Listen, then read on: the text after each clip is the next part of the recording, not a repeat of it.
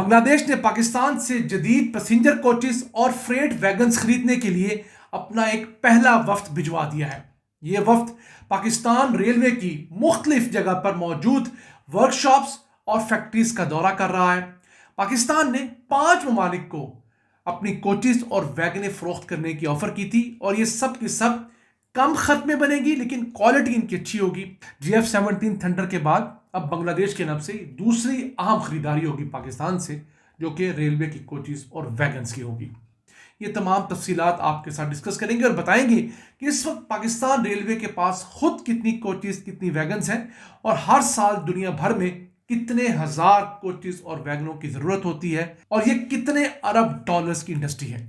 इसके साथ साथ आज की दूसरी खबर, बलूचिस्तान में कई सालों से बंद पड़े हुए 164 बेसिक हेल्थ यूनिट्स को फाल कर दिया गया है।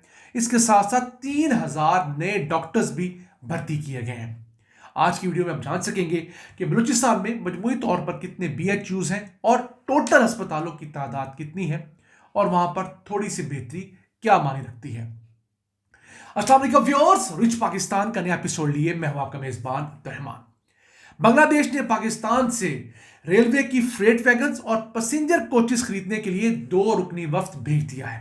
इस वफ्द ने पाकिस्तान कैरिज फैक्ट्री इस्लामाबाद और लाहौर में मौजूद मुगलपुरा रेलवे वर्कशॉप जो है उसका दौरा भी किया है, जहां पर बनने वाली वैगन्स और पैसेंजर कोचेस का बतौर खूबी मुआयना किया गया, उनकी फंक्शनिंग, उनकी टेक्निकल कैपेबिलिटीज और ऑनगोइंग प्रोजेक्ट्स को डिटेल में डिस्कस किया गया और अनकरीब उम्मीद है कि बांग्लादेश से हमें इन चीज़ों का एक बड़ा ऑर्डर आ जाएगा।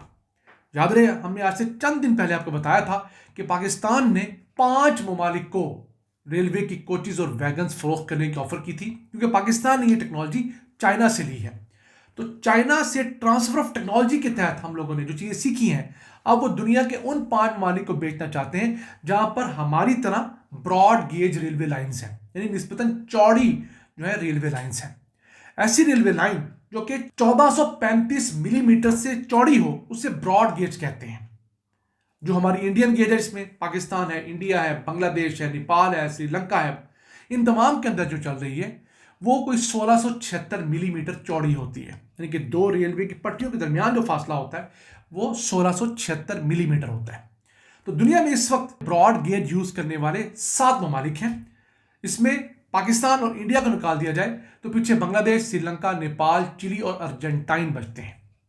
इनमें से तकरीबन सब ममालिक को पाकिस्तान ने ऑलरेडी ये कोचेस और वैगन्स एक्सपोर्ट की हुई हैं। 1980 की दिहाई में हम लोग बांग्लादेश को बाकायदगी से एक्सपोर्ट करते थे, फिर हम लोगों ने 1999 के अंदर, 2000 के अंदर, 2009 में भी श्रीलंका को एक्सपोर्ट कर रखी हैं। तो हमारे पास एक अच्छी खासी मुनासिब दर्जे की मार्केट मौजूद है। फिर हम उसे कस्टमाइज भी कर सकते हैं। जरूरी नहीं कि हमने चौड़ी ही ब्रॉड गेज ही हमने जो है तमाम चीज़ें बनानी है, हम थोड़ी उनकी लेंथ कम भी कर सकते हैं, चौड़ाई कम भी कर सकते हैं। और अगर बैनुल अक़वामी सतह पर देखें तो एक साल में 70,000 से जायद रेलवे को कोचेस और वैगन्स की जरूरत पेश आती है। और तो और ये जो शहरों के अंदर मेट्रो ट्रेन चल रही हैं उनकी कोचेस भी यही बनती हैं। इस वक्त ये मार्केट तकरीबन 16 अरब डॉलर सालाना की है, जो आने वाले चंद सालों के अंदर बढ़कर कमोबेश 25 अरब डॉलर्स की होने जा रही है। यहां पर आपका एक सवाल कि पाकिस्तान कोचेस बना रहा है, वैगन्स बना रहा है, तो इंजन क्यों नहीं बना रहा? उसकी वजह यह है कि हमारी अपनी इंजन की खास जरूरत नहीं है। पाकिस्तान रेलवे के पास कोई 550 करीब इंजन हैं, उनमें से 450, 373, 74 ऑपरेशन होते हैं। तो इतनी कम मिकदार में ऑलरेडी हमारे पास इंजन है, हमें मजीद इंजन की जरूरत ही नहीं। अगर हमें ज़रूरत भी पेश आती है तो 10-15 इंजन की ज़रूरत पेश आती है। तो इतना बड़ा इंजन जिसके अंदर 60,000 से लेकर 1 लाख पुर्जे हों, वो हम बनाना वाइबल नहीं समझते, उसकी कॉस्टिंग बहुत बढ़ जाती है। तो बहुत हैवी मशीनरी जिसकी मुल्क में खपत ना हो वो इंपोर्ट करना बेहतर होता है। हाँ, ऐसी चीज़ जिसकी आपके पास बड़ी मिकदार के अंदर खपत हो और इंटरनेशनल मार्केट में उसकी डिमांड भी हो ज़्यादा, तो वो आपके लिए करामद है। मिसाल के तौर पर पाकिस्तान के पास जो मुसाफिरों के लिए पैसेंजर कोचेस हैं वो 1800 हैं, यानी हमारे पास जो इंजन है वो 373-74 है ऑपरेशनल, मुसाफिर कोचेस 1800 हैं। और अगर हम फ्रेट की कोचेस की बात करें तो उनकी तादाद 16,000 के करीब है। देखिए, हम बजाय इंजन में इन्वेस्ट करके पैसे ज़ाया करने के, अच्छा नहीं है, हम फ्रेट की कोचेज़ बना रहे हैं, पाकिस्तान रेलवे में भी इंडक्ट हो रही हैं, इंटरनेशनल भी एक्सपोर्ट करेंगे, हमारी कॉस्ट कम हो जाएगी। मुसाफिर कोचें हम बनाएं, फिर मेट्रो ट्रेन्स के लिए हम लोग डब्बे बनाएं जो दुनिया भर के अंदर इस्तेमाल होते हैं। तो इसी तरह पाकिस्तान आहिस्ता आहिस्ता आगे बढ़ सकता है। GF-17 थंडर के बाद अब बांग्लादेश के नाम से दूसरी अहम खरीदारी होगी पाकिस्तान से, जो कि रेलवे की कोचेज़ और वैगन्स की होगी। आइए चलते हैं आज की दूसरी अहम खबर की तरफ। बलूचिस्तान में बंद पड़े 164 बेसिक हेल्थ यूनिट्स को फाल कर दिया गया है, जिनसे 1 लाख अफराद को फायदा होगा जो इर्द गिर्द की आबादियां हैं। याद रहे, बलूचिस्तान में कोई 761 बेसिक हेल्थ यूनिट्स हैं, उनमें से 21% बंद पड़े थे, जिन्हें पिछले 20 माह के अंदर ऑपरेशनल कर दिया गया है। फिर मजीद 3000 नए डॉक्टर्स को भर्ती किया गया है बलूचिस्तान भर के अंदर सर्व करने के लिए। बलूचिस्तान में मजमूई तौर पर जो अस्पतालों का नेटवर्क है सरकारी सतह पर, BHU से लेकर THQ, DHQ और ऊपर टैची केयर अस्पतालों तक, वो 1634 है। बहुत कम है क्योंकि बलूचिस्तान का साइज बहुत बड़ा है, दूर दराज के इलाके वहां तक पहुंचना मुश्किल है। इसके लिए बेहतरीन तरीका दुनिया भर समेत टेलीमेडिसिन का हो सकता है। टेलीमेडिसिन एक ऐसा तरीका होता है जिसके अंदर डॉक्टर किसी बड़े शहर में बैठा होता है और दूर दराज के इलाकों में जहां डॉक्टर जाना पसंद नहीं करते, वाइबल नहीं होता, वहां पर आप कोई लोकल नर्स को हायर करते हैं। वो मेल भी हो सकता है, वो फीमेल भी हो सकती है।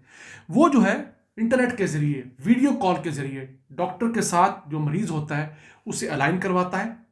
इसी तरह BHUs के अंदर मौजूद सिस्टम के जरिए डॉक्टर कोयटा बैठा हुआ खुजदार में, कल्लात में उस मरीज से पूछेगा कि आपको क्या प्रॉब्लम्स हैं, सिम्टम्स देखेगा। अगर उसने कुछ वाइटल्स लेने हैं, BP चेक करवाना है, उसका शुगर चेक करवानी है, तो वो नर्स बासानी कर सकता है, कर सकती है। तो जब वो तमाम चीज़ देख लेंगे, उसकी रिपोर्ट्स देखकर डॉक्टर वहाँ से जो दवाई रिकमेंड करेगा, उसका फ़ायदा ये होगा कि ज़्यादा सीनियर डॉक्टर ज़्यादा बड़े एरिया तक जो है वो सर्विस देते हैं। दुनिया में हो रहा है, खैर पख्तूनख्वा के बहुत सारे इलाकों के अंदर ये चीज़ कामयाबी से की जा रही है। अब तो रोबोटिक सर्जरीज हो रही हैं, डॉक्टर किसी और शहर में बैठा हुआ है, मरीज किसी और शहर के ऑपरेशन थिएटर में है, तो वो सीनियर डॉक्टर उस शहर के अंदर मौजूद मरीज का ऑपरेट करता है कामयाबी से। रोबोटिक जो है तवील मशीनरी के जरिए उसका ऑपरेशन हो जाता है। तो इन टेक्नोलॉजीज़ को हमें ऑनलाइन लाना होगा, क्योंकि हम हर जगह डॉक्टर भेजना अफोर्ड नहीं करते और हमारा डॉक्टर हर जगह जाना भी नहीं चाहता। और बलूचिस्तान जैसा इलाका जहाँ पर हालात ख़राब हैं, हमें फ़िलहाल इस तरह की बड़ी इंटरवेंशंस करने की ज़रूरत है।